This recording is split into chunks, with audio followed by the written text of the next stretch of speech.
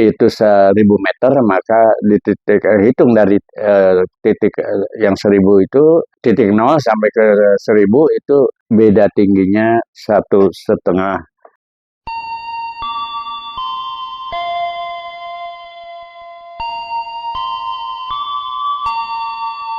Sebelum melanjutkan videonya, saya harap Anda tekan like dan subscribe untuk mendukung channel ini.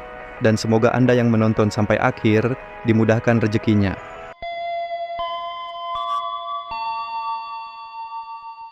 Assalamualaikum warahmatullahi wabarakatuh. Salam sejahtera untuk semuanya. Kali ini yang akan dibawakan masih tetap di bidang perkeretaapian adalah emplasemen. Yang lalu yaitu petak jalan, petak blok, wilayah stasiun, jalan bebas. Nah, sekarang adalah emplasemen, gitu ya. Pesan jangan di-skip ya, biar nanti ilmunya nyambung, tidak terpisah-pisahkan, biar nyatu. Kemudian berikutnya, apa sih emplasemen? Nah, sampai saat ini definisi emplasemen peraturan zaman Belanda pun tidak ada definisi emplasemen. Kemudian di perundang-undangan juga lupa gitu ya. Padahal saya mengikuti penyusunan Undang-Undang 23, PP 72 pun PM 110 masalah GPK, PM 121 masalah lalu lintas kereta api, saya ikut, tapi lupa gitu ya, nggak dimasukkan emplasemen. Gitu. Nah, emplasemen itu adalah ada di relemen peninggalan Belanda itu yang disebut relemen 19, itu adanya relemen itu di footnote gitu ya, di bawah catatan kaki. Hanya menyatakan kumpulan jalur yang ada di stasiun. Nah, definisi dari saya sekarang, emplasemen adalah jalur-jalur yang ada di stasiun yang kelandaiannya tidak boleh lebih dari 1,5 per mil, kemudian dibatasi oleh prepal atau patok bebas, kemudian sinyal keluar, kemudian batas stok blok itu atau jalur baduk gitu. Kira-kira itu. Jadi mana ada yang lebih dekat? Apakah patok prepal atau kedudukan sinyal keluar atau batas berhenti kereta api? Kemudian mungkin ada larangan untuk masuk, itu di jalur baduk biasanya di ujung. Itulah batasnya, karena yang lebih dari 1,5 per mil adalah sebetulnya bukan termasuk emplasemen, karena fungsi emplasemen adalah untuk kereta api berhenti atau mulai berangkat atau berangkat kembali. Kemudian ada fungsinya untuk naik turun penumpang, karena berhenti itu bisa untuk kereta api berhenti, bisa untuk naik turun penumpang, bisa untuk kebutuhan urusan perjalanan kereta api, yaitu persilangan dan atau penyusulan. Artinya menunggu persilangan dan atau penyusulan dengan kereta api lain. Itu adalah fungsi emplasemen. Kemudian masih ada lagi, masih mungkin tempat muat dan bongkar barang, ke tempat stabling, sama stabling juga itu tempat nginep suatu kereta api, karena di tempat di depo mungkin tidak muat, maka biasanya stablingnya di stasiun ujung akhir biasanya disediakan untuk stabling. Nah, ini juga sama, tempat stabling itu juga semua tempat muat bongkar, naik turun penumpang dan sebagainya, itu tidak boleh, kelandaiannya tidak boleh lebih dari 1,5 per mil. Itu kenapa? Karena 1,5 per mil itu tanjakannya sangat rendah. 1,5 per mil itu artinya gini, kalau panjang trek itu 1 kilo atau 1.000 meter, maka antara awal itu titik nol, umpamanya itu kelandainya di nol, kemudian nanti di titik 1000 itu maksimum 1,5 meter. Jadi itu kelandaian yang boleh dipasang di suatu stasiun yang dikelompokkan menjadi emplasemen. Makanya saya kelompokkan emplasemen itu adalah ada emplasemen di lintas datar, ada emplasemen di lintas pegunungan. Kalau di lintas datar, biasanya wilayah stasiun aja udah datar gitu ya, tidak nanjak. Kelandainya umumnya ya di bawah 1,5 per mil gitu ya. Itu wilayah antara singal masuk atau wilayah stasiun. Tapi kalau di pegunungan, contoh pegunungan itu termasuk adalah dari mulai stasiun Ciganea atau wilayah stasiun-stasiun yang ada di antara stasiun Purwakarta sampai stasiun Padalarang, itu di pegunungan. Pasti nanjak dari mulai Purwakarta atau dari Padalarang itu ke Purwakarta itu turun karena perbedaan ketinggian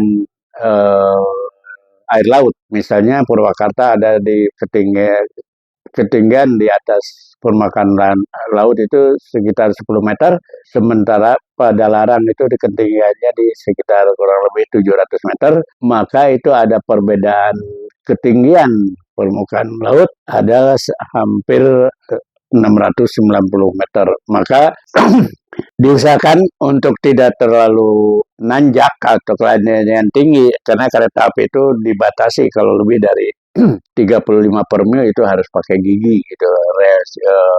Tracknya harus pakai rel bergigi. Kemudian kalau di bawah 35 per mil tidak perlu gitu ya, tapi biasanya dibatasi panjang rangkaian. Contoh umpamanya antara Bandung sampai ke Banjar itu faktor penentu itu kelandaian yang tertinggi. Itu akan menentukan adalah kemampuan lokomotifnya gitu ya. Ini hanya menyimpang sedikit sehingga kena ada kelandaian 29 per mil, maka rangkaian antara antara Bandung ke Banjar termasuk Bandung ke Jakarta itu adalah maksimum di 8 kereta gitu ya, tambah lokomotif lebih dari 8 kereta, maka harus lokomotifnya harus double. Ini nyimpang sedikit gitu ya, jadi faktor kelandaian gitu. Nah, di emplasemen sekali lagi harus tidak boleh lebih dari 1,5 per mil. Bagaimana di pegunungan? Di pegunungan itu yang saya tahu peninggalan Belanda ini sudah maksimal. Jadi ada yang di stasiun Cilames, Sasak Saat, Rendeh, Maswati dan sebagainya. Itu Belanda itu hanya mampu panjangnya itu 200 meter. Itu dari ujung Wesel ke ujung Wesel. Itu yang landainya 1,5 per mil. Kalau masih pakai sinyal mekanik, barulah hubungan blok manual itu tidak ada masalah karena Wesel aja masih bisa diduduki gitu ya kalau bersilang sehingga jalur beloknya menjadi panjang. Tetapi begitu sinyalnya menjadi hubungan bloknya menjadi otomatik, yaitu otomatik tertutup. Nah, di situ Wesel atau daerah Wesel itu ada batasnya. Keinjek sedikit aja udah error gitu ya. Nanti Wesel termasuk peluncurannya itu terikat. Jadi kalau kereta api ada di belok, di mana biasanya bisa keinjek Wesel karena di daerah pegunungan itu ada jalur tangkap namanya gitu ya, untuk menangkap kereta api yang bablas turunan gitu ya. Sehingga kalau ada kereta api yang bablas itu diarahkan ke jalur tangkap dan kedudukan normal gitu ya. Kedudukan normal persinyalan juga kalau di emplasemen di pegunungan itu kalau kereta api sudah lewat maka wajib mengembalikan jalur-jalur yang ada di stasiun itu dalam kedudukan normal stasiun tersebut. Nah, normal kedudukan Wesel di emplasemen itu semuanya ada kedudukan normalnya. Nah, di jalur pegunungan ini kedudukan normalnya itu kereta api dari arah atas turunan itu selalu ke jalur tangkap. Nah, kalau di jalur tangkap sekarang itu kalau di otomatis tertutup atau otomatis terbuka juga sama. Pokoknya persinyalan atau jenis hubungan otomatis itu bermasalah di mana di pegunungan, di mana jalur beloknya yang tadinya bisa panjangnya 200, ini karena ada wesel jalur untuk ke jalur tangkap, sehingga sisa jalur efektifnya hanya tinggal kurang lebihnya 100 meter. Sementara panjang rangkaiannya 8 kereta. Kalau 8 kereta itu panjangnya tiap kereta kan 21 gitu ya. Nah, 8 kali 21 itu kira-kira 168 ditambah panjang lokomotif gitu ya. Jadi hampir 200 meter atau 180 meter. Jadi nggak cukup. Sehingga pelaksanaan waktu itu awal-awal ada jalur ada sinyal persinyalan otomatis atau jenis hubungan blok otomatis kereta api yang mau bersilang terpaksa dimasukkan ke jalur lurus, sedangkan kereta api lawan silang yang langsung itu melalui jalur belok. Itu kan aneh gitu ya, aneh.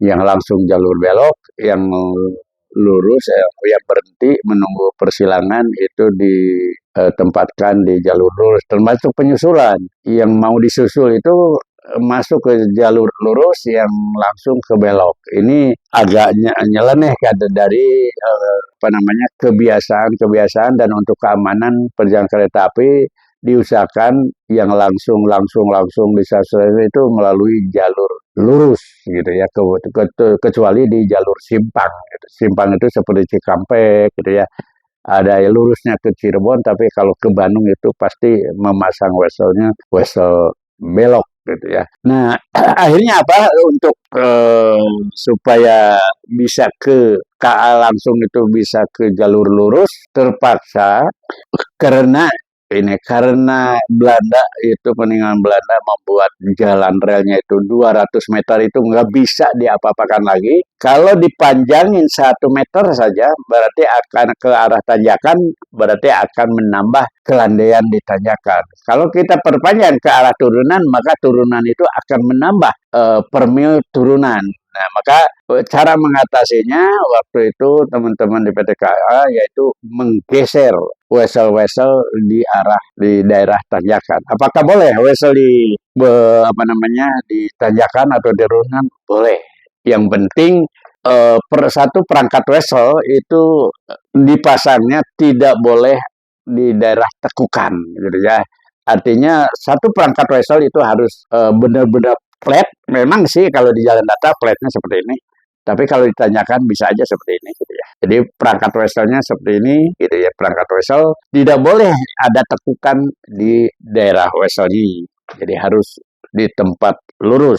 Sehingga tadi saya katakan gitu ya, kalau wesel ada di daerah tanjakan atau di daerah turunan, apakah itu termasuk emplacement? Menurut saya tidak, karena di perundang-undangan itu undang-undang atau di PP 56 termasuk undang-undang 23 itu kelandaian hanya boleh di emplacement itu 1,5 per mil. Itu tidak boleh lebih dari 1,5 per mil, karena kalau lebih dari 1,5 per mil nanti bisa ngegelundung di emplacement. Mungkin pernah dengar dulu di Bogor, saya yakin pada waktu pembangunan di stasiun Bogor itu kelandaian 1,5 per mil gitu ya. Tetapi sejalan dengan waktu ada perubahan kelandaian di mana ke arah Jakarta sehari mungkin bisa 300 kereta dilewati, sementara ke arah Sukabumi itu hanya 2-3 kereta api saja, sehingga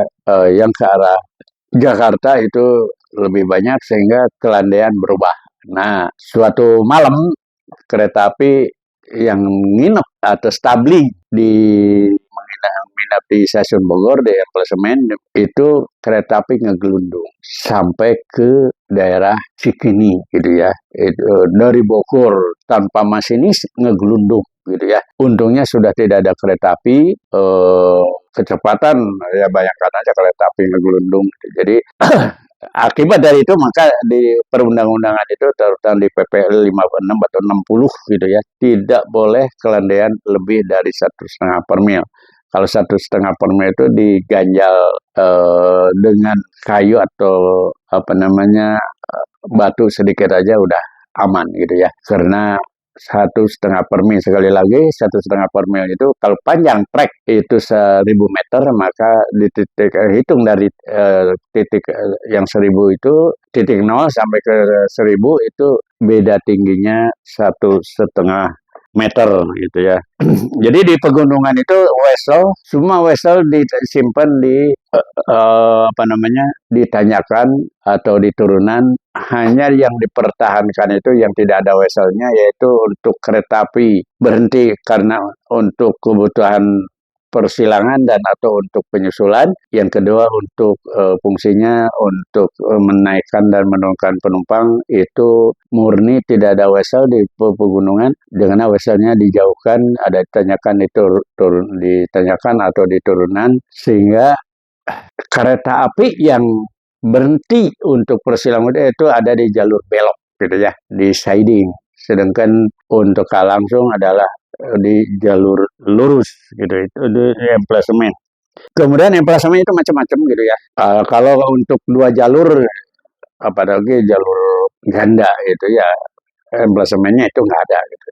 Kemudian ada sih ada, jadi bisa disebut emplasemen kalau tidak ada wesel gitu ya, yaitu batasnya tapi ini mah wilayah stasiun. Batasnya adalah 250 meter dari ujung peron, kemudian di kanannya 250 meter.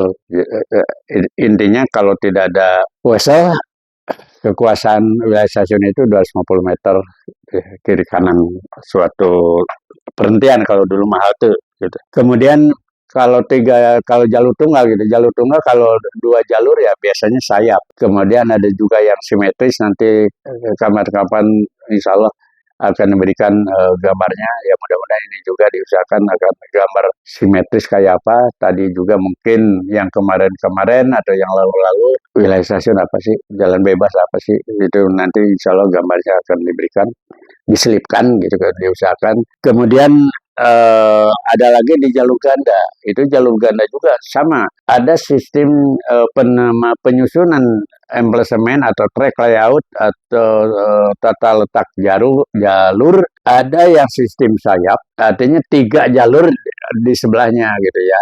Itu sistem sayap gitu ya. Nah itu masih ada bahaya sistem sayap deh. Umpamanya gini, ini 2 jalur kiri kanan, karena kita itu prinsip operasinya selalu di kanan kan, tapi sayapnya jalur ketiganya ada di atas. Maka untuk kereta api yang akan disusul dari arah kiri gitu ya, berarti memotong jalur dari arah lawan. Nah, sementara kereta api yang akan disusul adalah memotong jalur, sehingga dari arah sini itu terganggu sebetulnya. Walaupun di GPK sih enggak sih, tapi dalam pelaksanaan kemungkinan ada pemotongan rute gitu ya.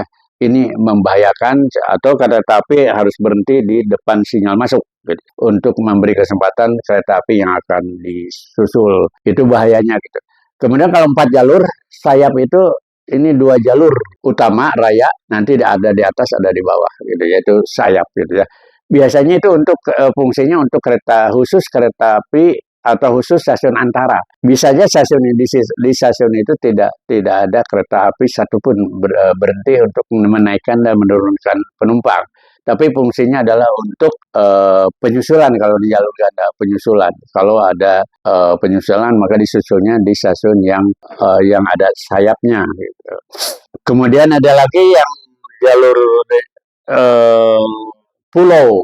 Jalur pulau itu jalur pulau di PT Perkeretaapian itu ada stasiun pulau, ada jalur pulau. Kalau stasiun pulau itu adalah seperti Cikampek gitu ya, kantor KS segala macam itu ada di tengah, ada di kiri kanannya stasiun itu ada jalur pulau. Sekarang jalur pulau. Apa sih yang maksud jalur pulau itu? Yaitu jalur yang untuk penyusulan tadi kan di sayap.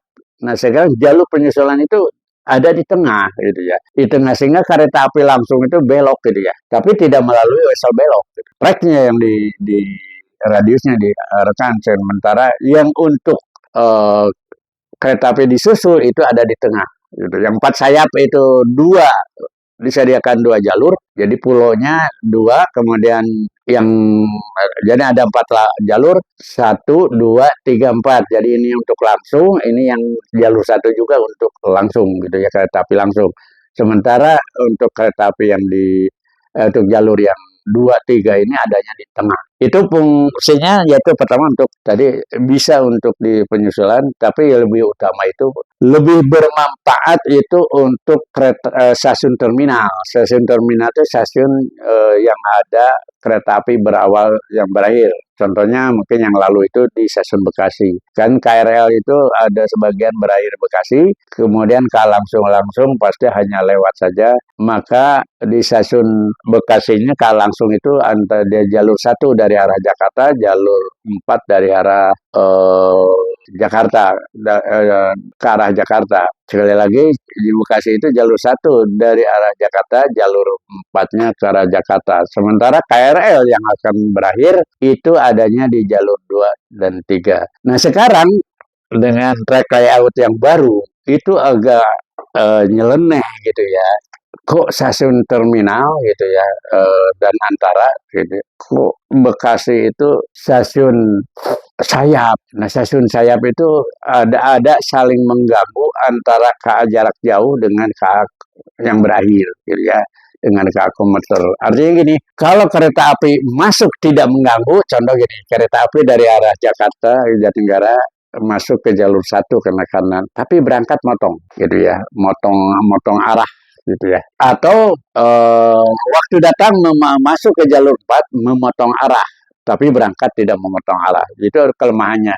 Jadi sekarang yang jalur pulau itu seperti di Depok itu jalur pulau. Karena dulu itu ada rancangannya itu sebagian berakhir di Depok, sebagian berakhir di Bogor. Semuanya arah perjalanannya ke arah Jakarta. Jadi artinya headway dari arah Bogor sampai Depok umpamanya headway 10 menit, sementara dari Depok ke arah Jakarta itu headway-nya 5 menit. Berarti ada pemberangkatan dari arah Depok ke arah Jakarta. Sekarang yang 3 jalur, tapi pulau ada nggak? Bisa gitu ya. Untuk keamanan itu saya menyarankan ke teman-teman yang di bidang perkeretaapian atau konsultan mungkin ya, kalau lahannya itu pas-pasan tetapi dibuatkan jalur ganda untuk 4 jalur itu nggak bisa, lahannya nggak ada,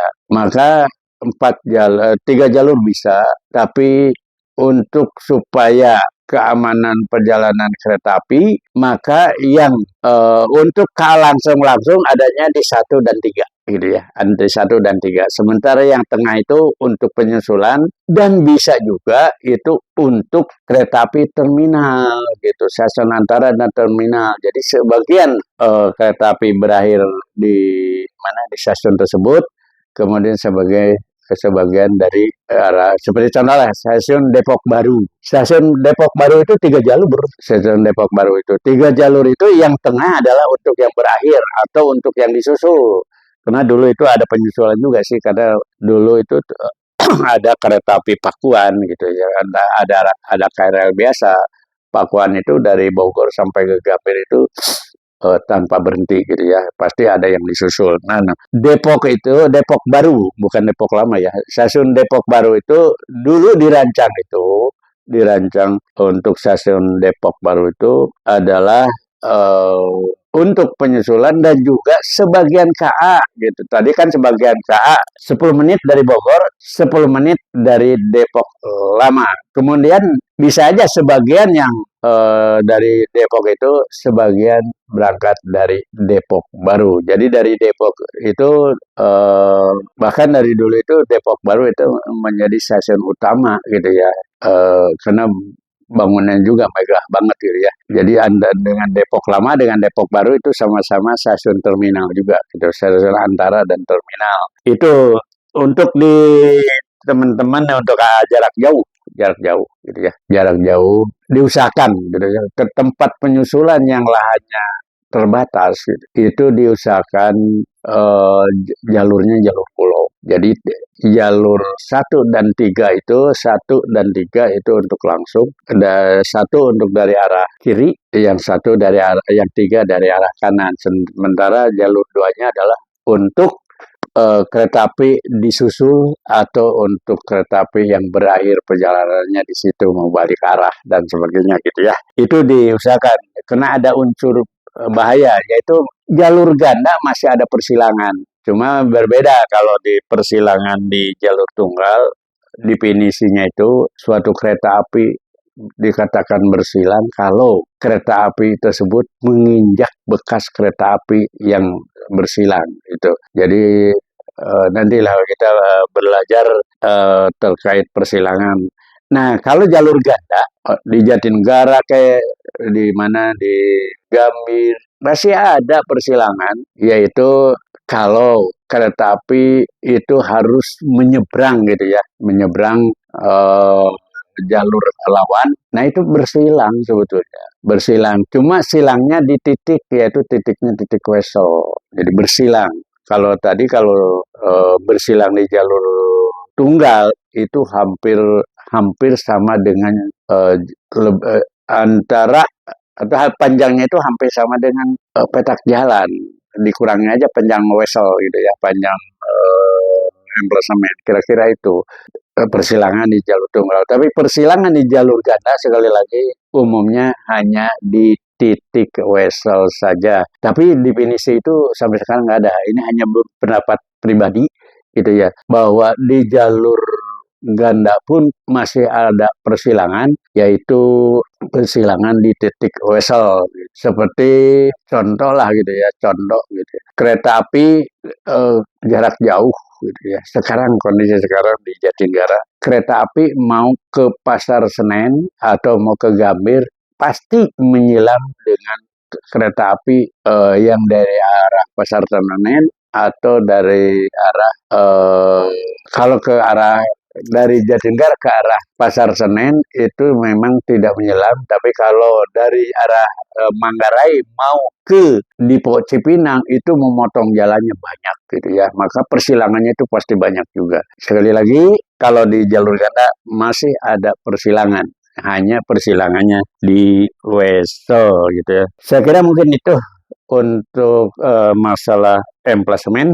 Mudah-mudahan bermanfaat sehingga jelas ada jalur pulau, jalur sayap, jalur yang 2 jalur, yang 3 jalur, yang 4 jalur itu untuk dikelompokkan ke sayap atau ke pulau kan gitu. Itu saja, terima kasih. Semoga bermanfaat untuk rekan-rekan. Terima kasih. Wassalamualaikum warahmatullahi wabarakatuh.